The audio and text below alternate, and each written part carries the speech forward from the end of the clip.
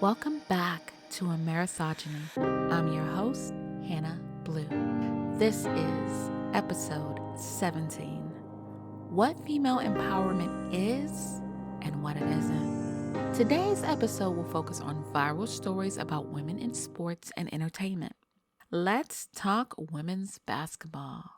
Louisiana State University versus Iowa. Angel Reese went viral for giving Caitlin Clark the hand gesture, "You can't see me."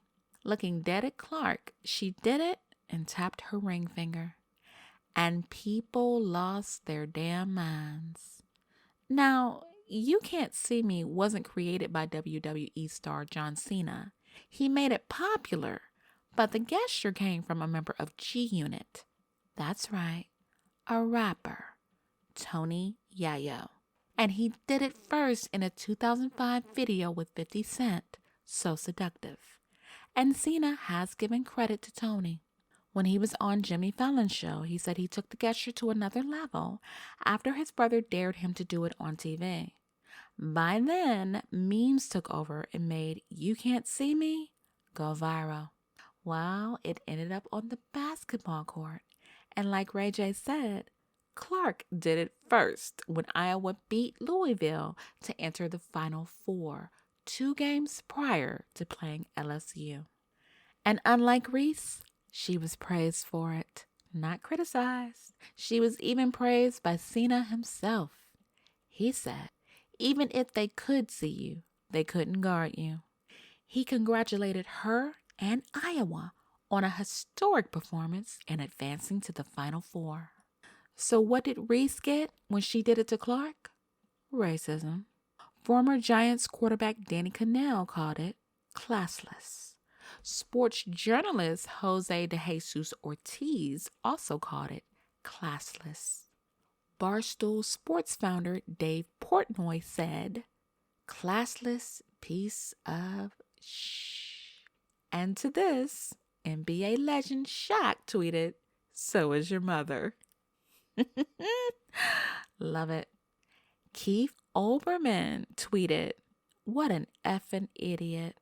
Doesn't matter the gender, the sport, the background.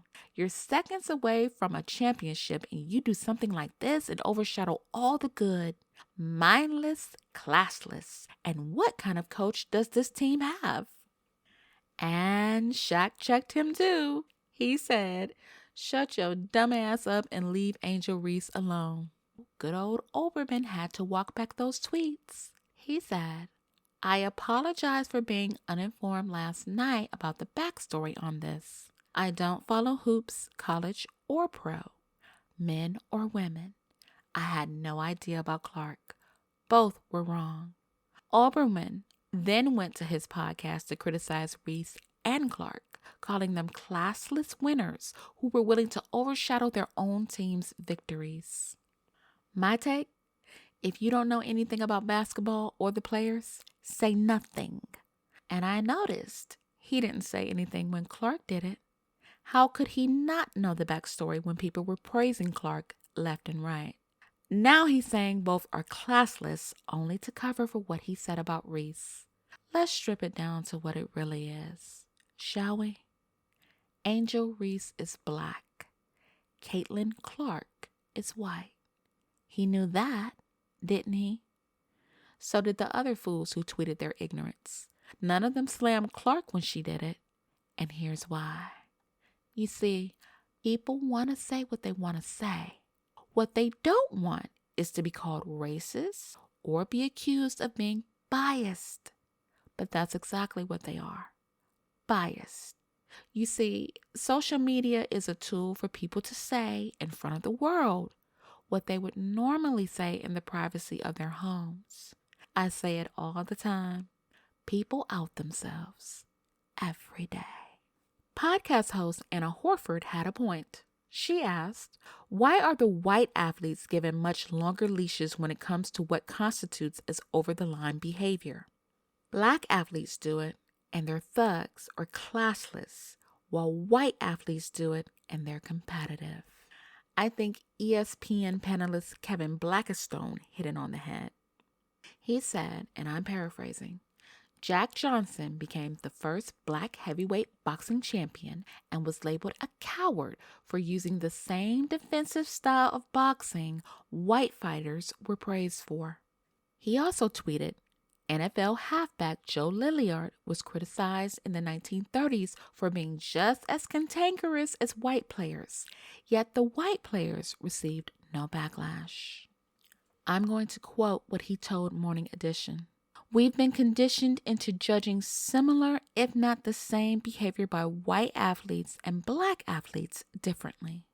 And this was another antidote to go along with that qualitative evidence. I see nothing wrong with what Reese did. Clark poured the medicine. Reese simply gave her the dose she poured. Even First Lady Dr. Jill Biden is catching heat for her comments about the game. She said, "So I know we'll have the champions come to the White House. We always do.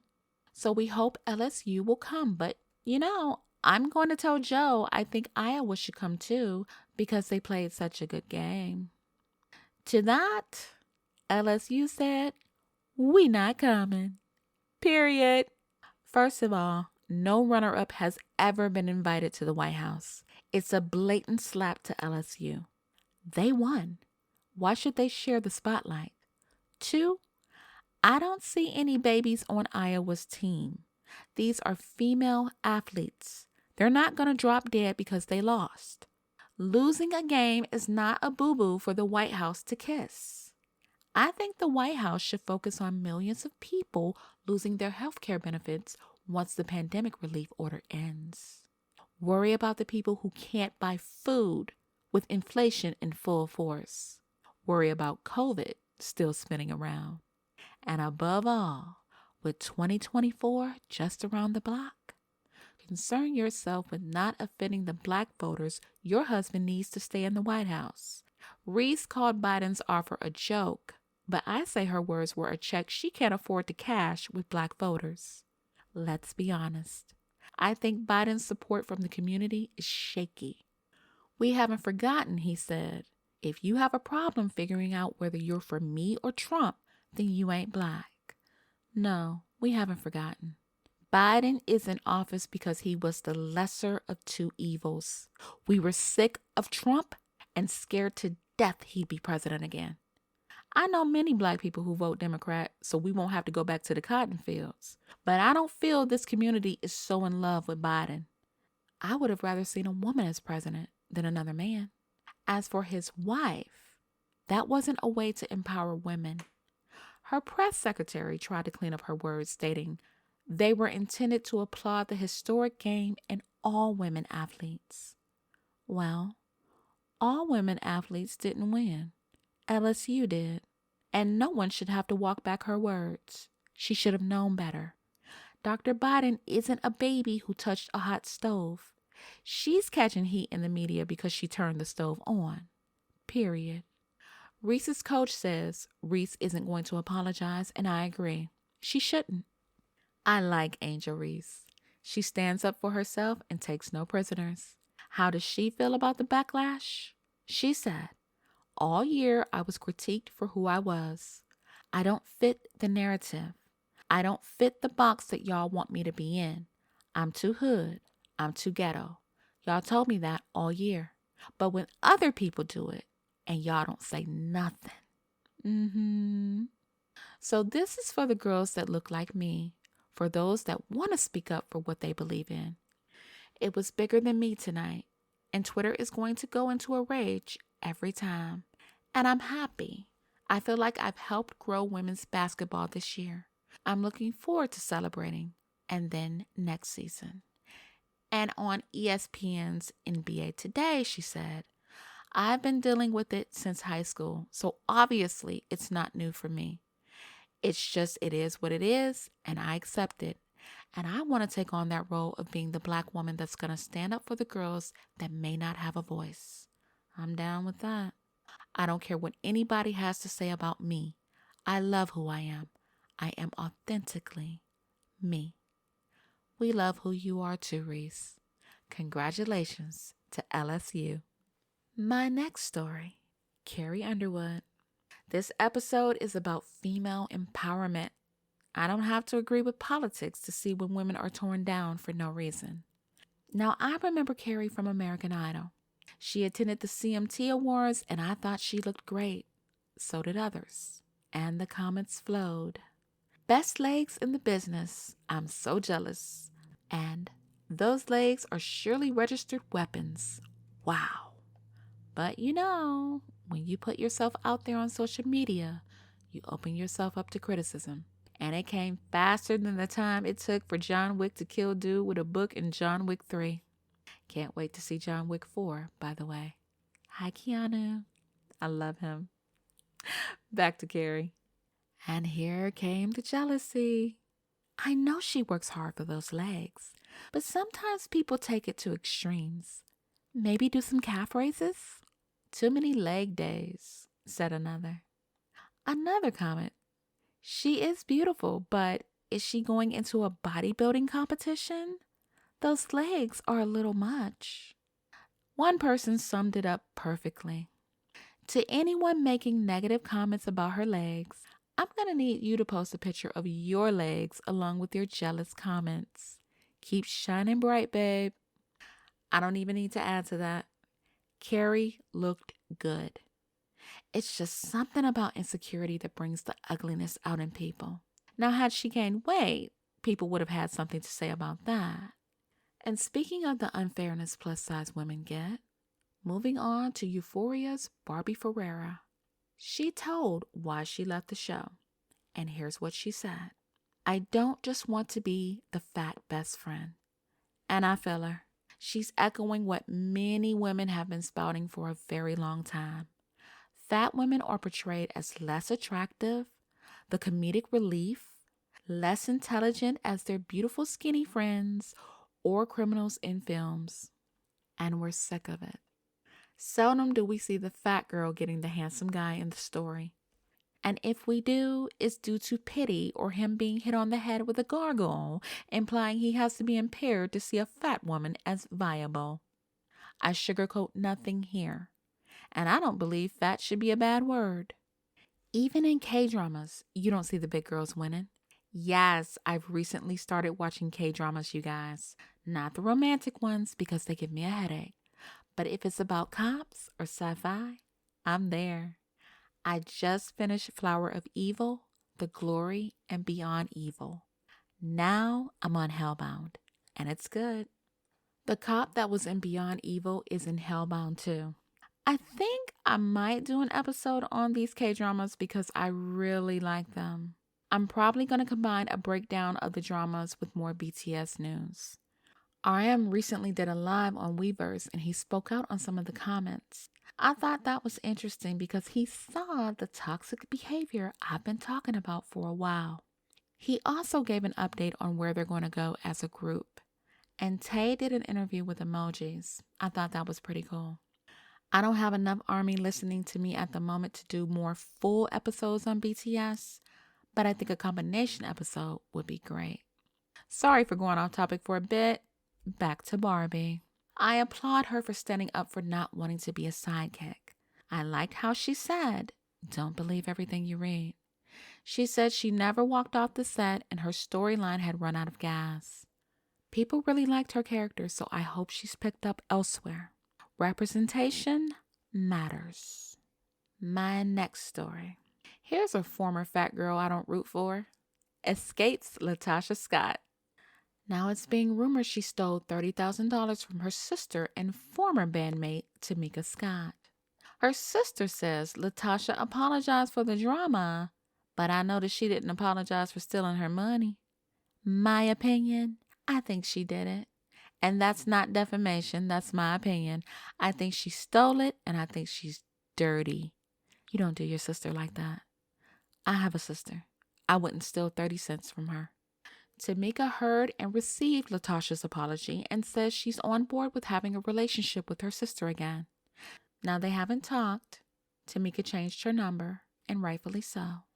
But I think Latasha should thank God Tamika will even spit in her direction. I was unaware Latasha was the problematic one in the group until recently when it came out she made Candy's life difficult, according to Candy. It was a shock to fans when Latasha wanted to distance herself from Escape. Well, their reality show, SWV and Escape, the Queens of R&B, had some tension, and it was over this missing money. Tamika claimed Latasha snatched $30,000 from her, and she brought receipts she did it. Latasha has never seemed to like Candy, even though I feel she's the better singer of the two. But hey, people can have more than you and be jealous. Candy is an excellent songwriter, and she's made a lot of money. The only thing Latasha seems to have wrote was her name on a check that wasn't hers. Tamika says the feud with SWV isn't as big as it looks, and they may collab with them and go on tour. I think that would be absolutely amazing. My next story, Miss Justine Bateman. Bateman played Mallory Keaton, who was the sister of Michael J. Fox's character on Family Ties in the 80s. She is the real-life sister of actor Jason Bateman, who did a fabulous job on Netflix's Ozark. Well, Justine has been catching hell for aging gracefully and not wanting to look like a run-over Bratz doll. I'm not knocking anyone, but listen, I'm not a fan of plastic surgery. I don't feel it helps, and most of the women who got it look awful. People say it helped the Kardashians, but trust and believe they use filters and a whole bunch of other tricks to manipulate how they look in the media. Well, for the people who feel Justine looks old, she said, "I don't give a shit. I think I look rad. I think my face represents who I am, and I like it. I don't feel she looks bad." She's only 57, by the way. She said, "It's silly. I've never been smarter. I've never had more connections. It's like when you're younger, you know the guy at the door of the nightclub. When you're older, you know the person who owns the building that the nightclub is in." Ooh. Oh. Okay. Go ahead, Justine. She also thinks there's a war on aging, and it's an inside job that's caused women to doubt their appearance. She said, "I would say to any young woman, you're being lied to. Who is making money off this? You're being lied to, and you're being tricked off your path. You've got awesome things coming your way. Just stay on your path and just ride it out." I agree with her. Not just on aging, but these crazy ideas we have in the media that women have to be super thin with big boobs and big butts and flat tummies and no stretch marks. Ridiculous. The entire modeling industry is filled with pencil-thin women who look like they're starving. Hell, a lot of them are.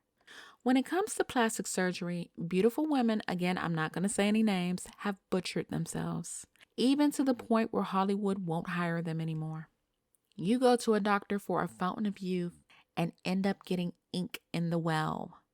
Don't take my word for it. Go to the internet and look at some before and after pictures. See if you see the beauty. It's a sick industry men built off the fear and insecurity of women, and it's sad. Hats off to Justine Bateman. And speaking of waking up from the industry's nightmare and embracing a new her, Blac Chyna is embracing her natural self. I can't say I was ever a fan of Blac Chyna, but I am definitely a fan of Angela White. She has 2 cute kids, a son with Tyga and a daughter with Robert Kardashian. She's dissolved the fillers in her face and removed her breast implants and butt injections. On Instagram, she said, "Enough is enough. It all has to come out. Back to the baseline. Honestly, I'm just tired of the look, and it's just not flattering. It's not what I look like. It totally changed my face." She says, "I don't know why I even did all the fillers. Well, I did it because, everybody was doing it. I did it when I was so young. I didn't even give my body time to fully develop." She says, "I've had a lot of procedures done. This is my 5th boob job. I've had liposuction 3 times. I've had fillers. I've had butt augmentation." Concerning the butt injection, she said, "They're not going to tell you, hey, you could possibly die. She explains that she struggled with health issues for years due to plastic surgery. She said, "My rear end would get super inflamed and it would get really, really hard and really hot. It was very scary." She also said she stopped posting on OnlyFans for the sake of her kids. I'm so glad she woke up to the industry's toxic beauty standards and she's making it work for her kids. I applaud her. How could you not root for her? Where's the mental health in all of this? Loving yourself. As women, we're going to be judged no matter what we do or say, so you might as well be yourself. There's nothing you can do against people attacking you for who you are, but you can stand up for yourself anyway. You don't need to listen to opinions about how your body looks, whether you look young or old, and you certainly don't need plastic surgery. Listening to others who aren't perfect themselves, who make money off of unrealistic beauty expectations, will only kill your self-esteem and pride in who you are. Take a listen from all the women I talked about and be your authentic selves. And I'm out of time. If you enjoyed this episode, follow me for free on Apple Podcasts, Spotify, or wherever you listen from. Be easy. Have a great weekend.